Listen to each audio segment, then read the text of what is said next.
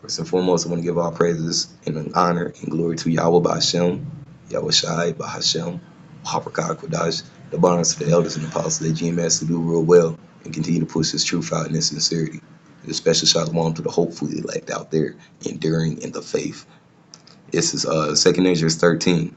I seen a video one of the brothers had posted, Vocab Malone getting on one of the elders, just making him, I guess he's trying to make jokes out of, the things that he was talking about, which is going to happen because it's a prophecy, so, yeah, he's just been a fucking devil like they usually are, but anyways, this is 2nd Ezra 13 and 1. It says, "And it came to pass after 7 days I dreamed a dream by night, and lo, there arose a wind from the sea, and it moved all the waters thereof." So that wind, so something made the sea, have great waves. Okay. It had wind. You can see the wind and the waves hovering, or as it was hovering, because it was a so-called UFO, a chariot. UFOs aren't a myth anymore. Literally, I mean, Earth to Vocab. Have you realized that they just came out and said that that UFOs are in the sky? Unidentified phenomenons have been happening all over the fucking world. Not only that, I think it was like a year or two ago, they was talking about the Army literally released over 2,000 different documents of actual UFO evidence. So what are you talking about, motherfucker? You're the one that lives in a fantasy world.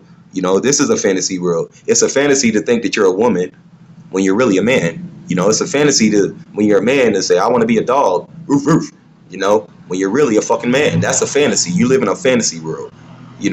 What we speak is prophecy, man. This is going to happen. So if you don't, then how about you break this down then? Okay, it said, "Then I beheld, and lo, a man waxed strong with thousands of heaven." So he had a lot of chariots with him. And when he turned his countenance to look, all the things trembled that were seen under him. And whensoever the voice went out of his mouth, they all burned that heard his voice, like the earth that felleth when it filleth fire.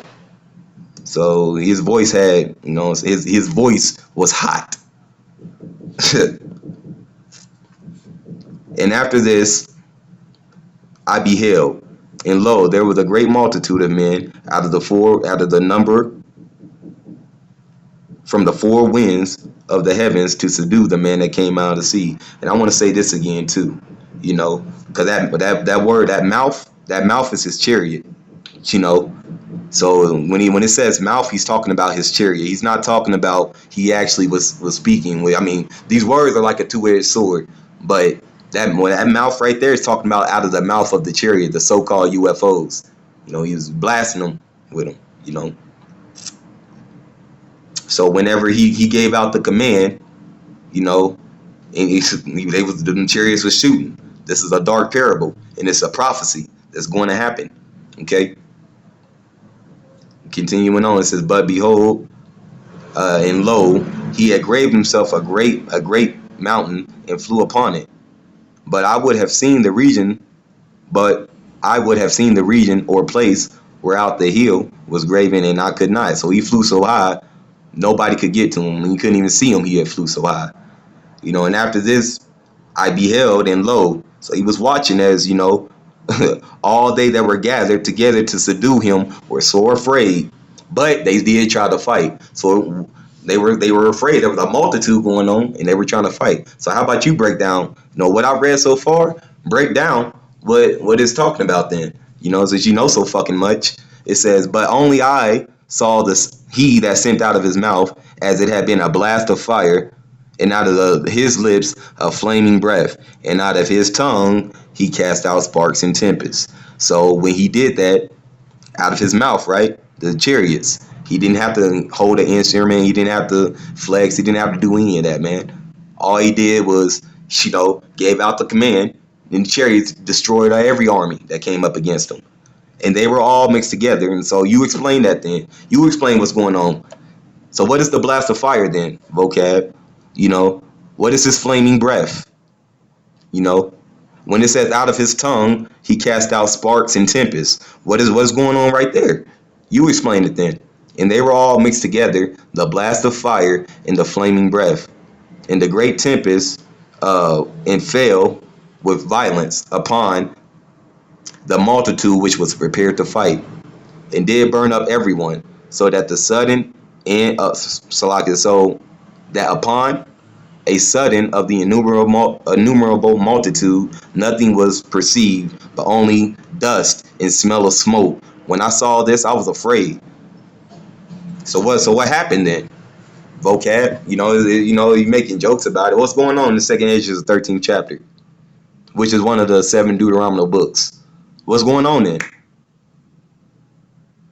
It says, after saw I the same man come down from the mountain, I call unto him another peaceable multitude, and there came much people unto him, whereof some were glad, some were sorry, some of them were bound, and some other of them brought some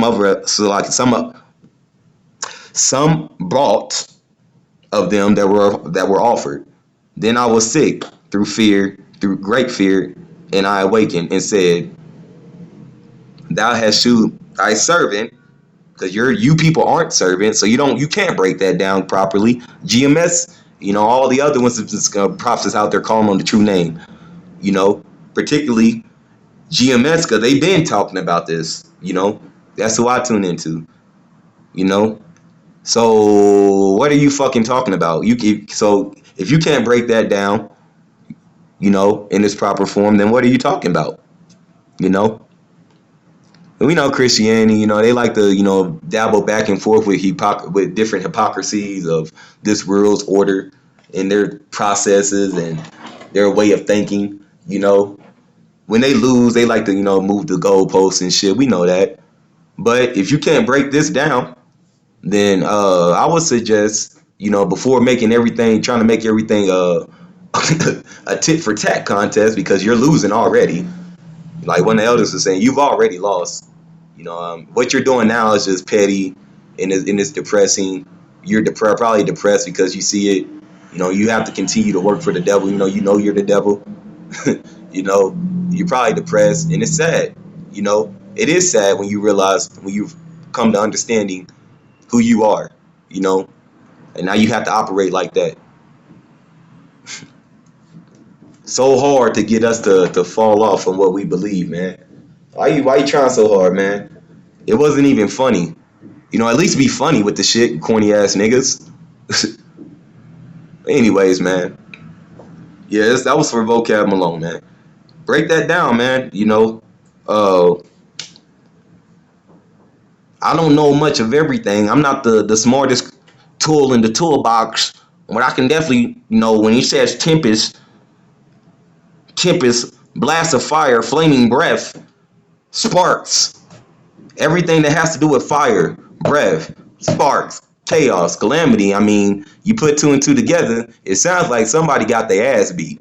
So if you can't break that down, then I suggest shutting the fuck up. Shalom to the hopeful elect out there.